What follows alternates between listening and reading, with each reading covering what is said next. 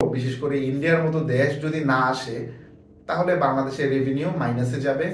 FDR এর interest দিয়ে তো আসলে একটি বোর্ড চালানো যায়। একটা বোর্ডের যখন রেভিনিউ ধীরে ধীরে কমে যাবে তখন সেই বোর্ড কিন্তু শ্রীলঙ্কার মতো হয়ে যাবে বা পাকিস্তানের মতো হয়ে যাবে। আসসালামু আলাইকুম। বাংলাদেশ ক্রিকেট বোর্ড আর্থিকভাবে ক্ষতির সম্মুখীন হতে যাচ্ছে, এটা নির্দ্বিধায় বলে দেয়া যায়। কারণটা হচ্ছে ইন্ডিয়ার যে অগাস্টে বাংলাদেশে আসার কথা ছিল 3টি ওডিআই এবং 2টি টি20 খেলার জন্য, সেটা বলা চলে প্রায় 90% এখন অনিশ্চিত, অর্থাৎ না হওয়ার চান্সই বেশি। কারণ ইন্ডিয়ার ক্রিকেট টিমের অর্থাৎ ক্রিকেট যারা ম্যানেজমেন্ট করেন তাদের আবার দেশপ্রেম অনেক বেশি। তারা যখন দেখে যে কোনো দেশ তাদের দেশের বিরুদ্ধে কথা বলেন তখন তারা সেই দেশের সাথে দ্বিপাক্ষিক সিরিজ খেলতে অনীহা প্রকাশ করে।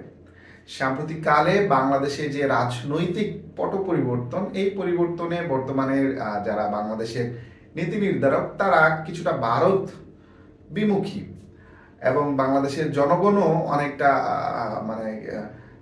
প্ররোচনায় পড়ে বলি বা স্বেচ্ছায় বলি ভারত বিদ্বেষী মনোভাব আছে, এটা অস্বীকার করার কোনো উপায় নাই।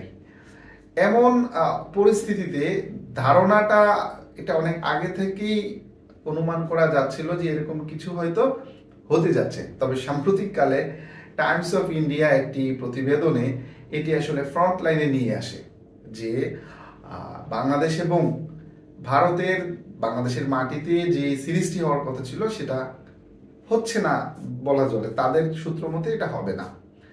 যদি না হয় সেক্ষেত্রে বাংলাদেশ বিশাল অঙ্কের আর্থিক ক্ষতির সম্মুখীন পড়বেন। কি পরিমাণ ক্ষতির সম্মুখীন পড়বেন তার একটা যদি ধারণা আমরা আপনাকে দেই, সেটা হচ্ছে বাংলাদেশ না শুধু যে কোনো ক্রিকেট বোর্ড একটা বছরে নিজের দেশে সিরিজ আয়োজন করে যত টাকা স্পন্সরশিপ পান তার কয়েক গুণ বেশি স্পন্সরশিপ পান শুধুমাত্র ইন্ডিয়ার সাথে একটি হোম সিরিজ যদি আয়োজন করতে পারে। সেক্ষেত্রে বাংলাদেশ টিম তো আসলে বড় বড় দেশগুলোকে বাংলাদেশের মাটিতে এনে সিরিজ আয়োজন করতে পারেন না। তবে ইন্ডিয়ার সাথে আগের যে বোর্ড, সেই বোর্ডের একটি ভালো সম্পর্ক ছিল, যার কারণে প্রতি 2 বছর অন্তত একটি বা অনেক সময় দেখা গেছে পরপর 2টি বছর এরকম সিরিজ আয়োজন করা হয়েছিল ভারতের সাথে। যার কারণেই কিন্তু বাংলাদেশ ক্রিকেট বোর্ডের এই যে টাকা ভান্ডার এটা হয়ে এসেছে। এছাড়াও অন্যান্য দেশের সাথে যখন আয়োজন করছে তখনও হয়েছে। বিশেষ করে ধরেন অস্ট্রেলিয়া, ইংল্যান্ড, সাউথ আফ্রিকা, এই সকল টিম যখন বাংলাদেশে আসেন তখন সেই সিরিজ থেকে আসলে বেশি টাকা ইনকাম করা যায়। তার চেয়েও কয়েক গুণ বেশি ইনকাম করা যায় যদি ভারত আসে। এই কারণে প্রতিটা বোর্ড চায় অন্তত বছরে 2 বছরে একটা হইলেও ভারতের সাথে একটি হোম সিরিজ আয়োজন করার জন্য। সেটাই পাপনদের যে বোর্ড ছিল তারা এই থিওরিটা মেনটেন করতো এবং ইন্ডিয়ান বোর্ডের সাথে তাদের সম্পর্ক খুবই ভালো ছিল। এই কারণে প্রতি বছর এটাই হতো। আরো একটি আয়ের সোর্স ছিল, সেটা হচ্ছে এশিয়া কাপ। এশিয়া কাপটা যেহেতু আমাদের এশিয়া অঞ্চলের দেশগুলোর মধ্যে হয়, সেক্ষেত্রে ভালোই একটা অ্যামাউন্ট পাওয়া যেত। বিশেষ করে অনেক সময় এশিয়া কাপ বাংলাদেশেও হতো, যে দেখা যাচ্ছে অন্য দেশে হচ্ছে না, তারা আয়োজন করতে ব্যর্থ হচ্ছে, তখন ইন্ডিয়ার সাপোর্টে বাংলাদেশে হতো। সাম্প্রতিককালে ইন্ডিয়ার এই বাংলাদেশের উপর সাপোর্টটা নেই, দুবাইতে হয় আর কি, যদি এরকম কোনো কিছু হয়ে থাকে। তো সে যাই হোক, এখন যদি এরকমটা হয়ে থাকে তাহলে আর্থিকভাবে এই একটা ক্ষতি তো হবেই, পাশাপাশি আরো একটি বিশাল পরিমাণ ক্ষতি হবে। আপনারা সবাই জানেন বাংলাদেশ ক্রিকেট বোর্ড 2 বছরের জন্য তাদের হোম সিরিজগুলোর sponsorship right, telecast right, TV rights এগুলো বিক্রি করার চেষ্টা করছেন। আর যারা এই রাইটসগুলো কিনবেন তারা কিন্তু দেখবেন যে কোন কোন দেশের বাংলাদেশে এসে খেলার সম্ভাবনা আছে। তারা ধরেই নিত আগে যে বাংলাদেশের সাথে ইন্ডিয়ার যে ভালো সম্পর্ক ক্রিকেটের ক্ষেত্রে, সেক্ষেত্রে প্রতি 2 বছরে বা কোনো কোনো বছর দেখেছে প্রতি বছরে একটি ট্যুর হইলেও হতে পারে, অন্তত 2 বছরে একটা ট্যুর হবে এটা নিশ্চিত ছিল। সে কারণে তারা খুব বেশি টাকা দিয়ে নিলামে দরপত্র কিনে তারা এই স্পন্সরশিপ রাইটগুলো নিত। কিন্তু এখন বাংলাদেশের এই মুহূর্তে এরকম কোনো রাইটস কোনো কোম্পানির কাছে নাই, যেটা গাজী টেলিভিশন এবং টি স্পোর্টসের নিয়ন্ত্রণে ছিল। তাদের মেয়াদ শেষ, তারা এখন আর রিনিউ করেনি contract. So Bangladesh cricket board এটা নিয়ে চাচ্ছেন, ফারুক আহমেদের বোর্ড এটাও চাচ্ছেন, এবং সাম্প্রতিককালে তারা নাকি নিলাম দিয়েছেন, এটাও ফারুক আহমেদ বলেছেন। বাট যদি তাই হয়ে থাকে, এবার কিন্তু যারা এই রাইটগুলো কিনবেন তারা ওই অর্থটা দিবেনই না, কারণ যেহেতু একটা কোশ্চেন চলে আসছে যে হয়তো ভারত আসবে না, কারণ তাদের মূল ইনকামটাই হয় ভারতের সাথে যদি কোনো সিরিজ হয় সেটা থেকে বেশি টাকা ইনকাম রেভিনিউটা আসে আর কি। যেহেতু ভারতের এই অগাস্টের যে আসন্ন সিরিজটা অনিশ্চিত, সুতরাং তারা এখন 2 বছরের জন্য যদি রাইটও কিনে, তাহলে দেখা যাচ্ছে মানে খুব যে বেশি রাইট টাকা পাবে বাংলাদেশ ক্রিকেট বোর্ড তা এটা অনিশ্চিত, এটা শিওরলি বলা চলে এর আগে যত টাকা পেত তার 10% পায় কিনা সন্দেহ। এখন আপনার প্রশ্ন হতে পারে যে ভারত ছাড়া অন্যান্য দলগুলোকে যদি বাংলাদেশে আনা হয় তাহলে কি ইনকাম হয় না? তাহলে ইনকাম আসলেই হয় না।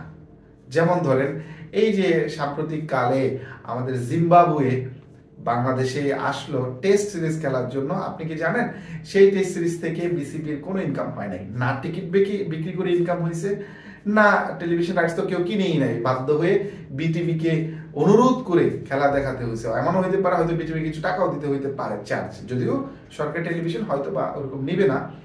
কিন্তু এতে কি বোঝা যায় যে এই যে আপনার জিম্বাবুয়ে বা ধরেন দুর্বল দেশগুলো, ইনফ্যাক্ট শ্রীলঙ্কার কথাই বা ধরেন না কেন, হ্যাঁ নিউজিল্যান্ডের কথা ধরেন, তারাও যখন বাংলাদেশে আসে ওগুলো থেকে খুব বেশি ইনকাম কিন্তু আসলে হয় না। যতটা ইনকাম হয় ধরেন ইন্ডিয়া যদি আসে, ইনফ্যাক্ট পাকিস্তান যদি আসে, অস্ট্রেলিয়া যদি আসে, ইংল্যান্ড যদি আসে, এই কয়েকটা দেশ যখন আসে তখন যেই পরিমাণ ইনকাম হয় ততটা হয় না অন্য দেশগুলো আসলে। এই যে একটা আর্থিক ক্ষতি, এই ক্ষতিটা বাংলাদেশ ক্রিকেট বোর্ডকে বা বাংলাদেশ ক্রিকেটকে অনেক পিছিয়ে নেবে। কারণ একটা বোর্ডের যখন রেভিনিউ ধীরে ধীরে কমে যাবে তখন সেই বোর্ড কিন্তু শ্রীলঙ্কার মতো হয়ে যাবে বা পাকিস্তানের মতো হয়ে যাবে। আপনাদের হয়তো অনেকেরই জানা আছে যে শ্রীলঙ্কা বোর্ড দেউলিয়া হয়ে গিয়েছিল, পাকিস্তান বোর্ডও প্রায় দেউলিয়া হয়ে গিয়েছিল। পরবর্তীতে তারা এই ইন্ডিয়ার সহায়তায়, বিশেষ করে শ্রীলঙ্কা ইন্ডিয়াকে নিয়ে 2-1টি সিরিজ আয়োজন করেছেন, হোম সিরিজ আয়োজন করেছিলেন, সেখান থেকে তাদের বিশাল কয়েকটি রেভিনিউ এসে তারা এখন স্বাবলম্বী। তো বাংলাদেশ যদি রেগুলার ভাবে খারাপ খেলতেই থাকে এবং এরকম বড় বিশেষ করে ইন্ডিয়ার মতো দেশ যদি না আসে, তাহলে বাংলাদেশের রেভিনিউ মাইনাসে যাবে। এফডিআর এর ইন্টারেস্ট দিয়ে তো আসলে একটি বোর্ড চালানো যায় না, এফডিআর এর ইন্টারেস্ট দিয়ে তো আপনি একটি দেশের পুরো ক্রিকেট চালাতে পারবেন না। সেক্ষেত্রে ভারতের সাথে আসলে আরো কিভাবে ভালো সম্পর্ক রেখে এই আয়োজনগুলো করা যায় সেটা এখন প্রশ্ন সাপেক্ষ হয়ে দাঁড়াইছে। কারণ ভারতের বর্তমান যে কন্ডিশন, তারা পাকিস্তানের সাথে যুদ্ধে জড়াই গেছে এবং সেই যুদ্ধের ক্ষেত্রে দেখা যাচ্ছে বাংলাদেশের উচ্চ পর্যায়ের যারা বেকুব আছেন তারা কিন্তু সাপোর্ট দিচ্ছেন পাকিস্তানকে। সেক্ষেত্রে ইন্ডিয়ার একটি বিদ্বেষ থাকতেই পারে, এটা থাকাই স্বাভাবিক। সেক্ষেত্রে তারা যদি না আসে আমরা কিন্তু তাদেরকে জোর করতে পারবো না, কারণ এটা দ্বিপাক্ষিক সিরিজ। এটা যদি আইসিসি কোনো টুর্নামেন্ট হতো তাহলে আমরা ক্ষতিপূরণ দাবি করতে পারতাম, যেহেতু এটা দ্বিপাক্ষিক সিরিজ আমরা চাইলেও ক্ষতিপূরণ দাবি করতে পারবো না। আর যদি আরেকটা জিনিস আপনারা হয়তো অনেকেই জানেন না, ইন্ডিয়া যেহেতু একটি বড় দল, ইন্ডিয়া যখন কোনো দেশের সাথে হোম সিরিজের আয়োজন করে, ধরেন ইংল্যান্ডের সাথে, সাউথ আফ্রিকার সাথে, নিউজিল্যান্ডের সাথে, তখন ওই দলগুলো আসলে উপমহাদেশের একটি অ্যাডভান্টেজ পাওয়ার জন্য ইন্ডিয়া যাওয়ার আগে 2-3 দিনের 2টা ওয়ানডে বা 2টা টেস্টের জন্য বাংলাদেশে একটি সিরিজ প্রস্তুতিমূলক খেলে যায়, সেখান থেকে কিন্তু মোটামুটি ভালোই একটা ইনকাম হতো। এখন ওই দলগুলো চিন্তা করবে যে আমরা ভারতের খেলতে যাব, এখন ভারতের সাথে বাংলাদেশের যে বৈপরীত্য, সুতরাং ভারতের সিরিজের জন্য যদি আমরা বাংলাদেশে যাই তাহলে এটা ইন্ডিয়া ভালোভাবে নিবে কিনা, তারা হয়তো এখন বাংলাদেশে না এসে নিউজিল্যান্ডে যাবে। সেখান থেকেও আমরা কিন্তু কয়েকটি সিরিজ হারাইতে যাচ্ছি, এটা একবারে চোখ বন্ধ করে বলে দেওয়া যায়। বলা চলে বাংলাদেশের ক্রিকেট আগামী 2-3 বছরে, প্রিভিয়াস 2-3 বছরে যে পরিমাণ রেভিনিউ জেনারেট করেছে, সামনের বছরগুলোতে এই পরিমাণ রেভিনিউ জেনারেট তো করতে পারবেই না, কাছাকাছিও যেতে পারবে না। দর্শক, এই বিষয়টা নিয়ে আপনার কি মনে হয় সেটা কমেন্টস করে আমাদেরকে জানাতে পারেন।